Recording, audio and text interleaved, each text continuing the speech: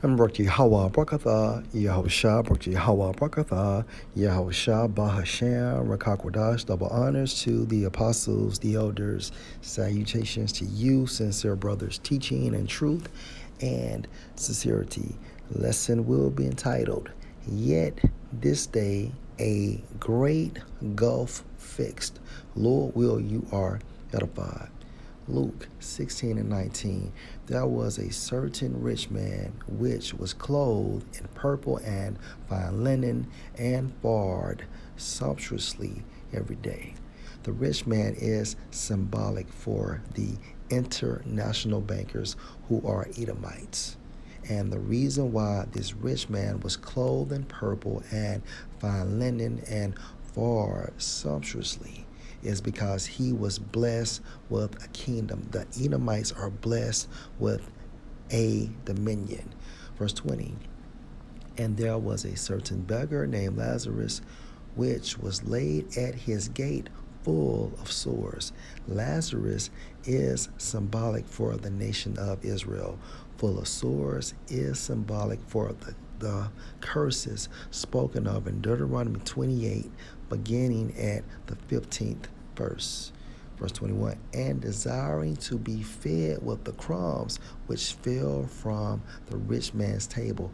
This is symbolic for what? That Esau's heaven is hell for the nation of Israel.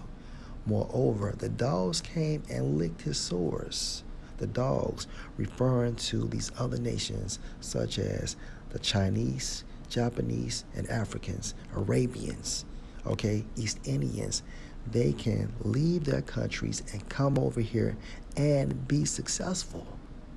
They benefit from the curses, They benefit from our punishment going into the curses. That's the reason why they can leave their countries and open up businesses within Jake so-called neighborhoods. Verse 22, and it came to pass that the beggar died and was carried by the angels into Abraham's bosom, which is symbolic for the kingdom of heaven or the kingdom of Yahushua. The rich man also died and was buried.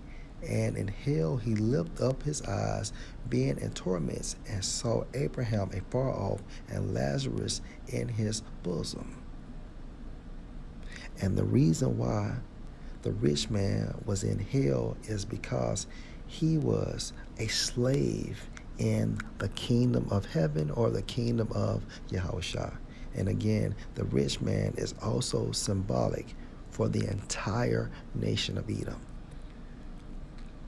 Verse 24, and he cried and said, Father Abraham, have mercy on me, and send Lazarus, that he may dip the tip of his finger in water and cool my tongue, for I am tormented in this flame, meaning he's catching hell in the kingdom of heaven.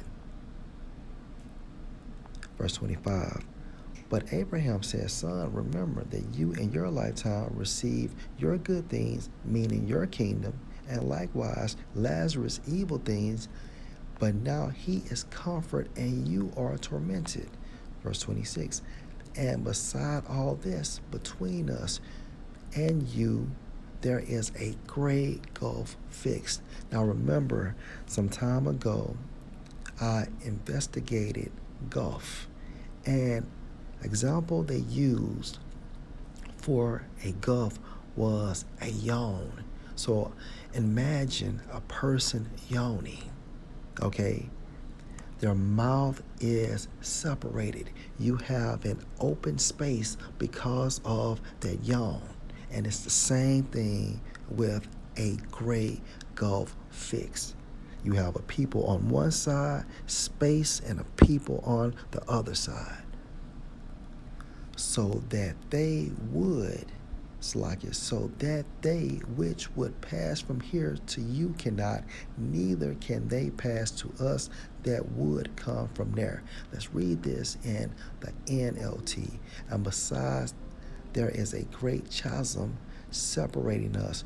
No one can cross over to you from here, and no one can't cross over to us from there. And the reason why is because this is set up in the spirit. Okay, this play began in the spiritual realm and is manifested on earth. Okay, yet this day. And the root of this problem began in the book of Genesis, the 3rd chapter.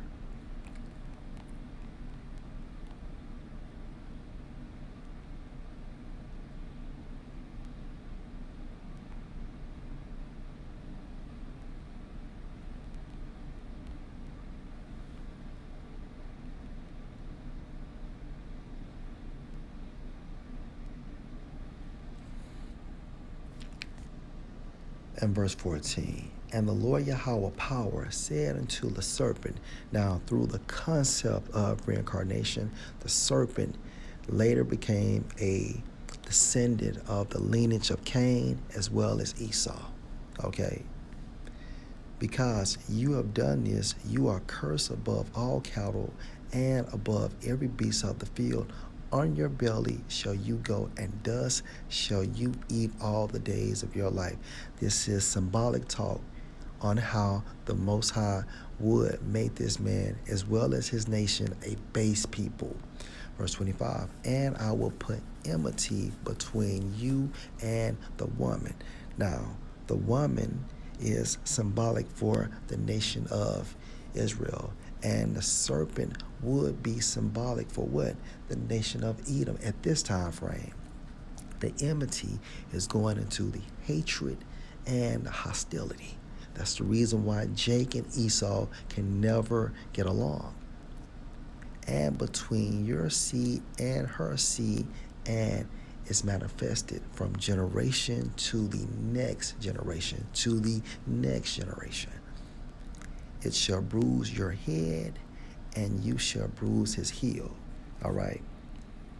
Let's go to Deuteronomy 28 and 37. And you, referring to the nation of Israel, so-called Negroes, so-called Hispanics, and so-called Native Americans based on the lineage of our fathers, and you shall become an astonishment, a proverb, and a byword among all nations, whither the Lord Yahweh shall lead you.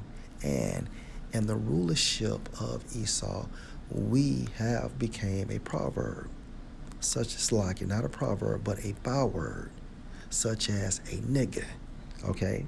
And our case example for this video comes from an old incident that I came across on TikTok yesterday. Teacher suspended for saying nigga, all right? Also, their YouTube video will be used for fair use purpose only. And I just kind of was stunned a second. Well, then get away from the door, nigga. And I repeated the same insult because that's sort of what I've been trained to do. Why is this word used so frequently? So I just don't understand it. And I'm trying to understand it. I need help. Yes, I use nigga. I've used it. I admit it. I put the H on it to emphasize it's nigga. Yeah, you know, nigga this, nigga please, nigga. You know, can you lend a nigga a pencil? What kind of example are you setting for your students if you use a word that you don't want them to use? Upon reflection, that's not good. Dawson was suspended for 10 days without pay from January 9th to January. Lord, will you edify? Shalom.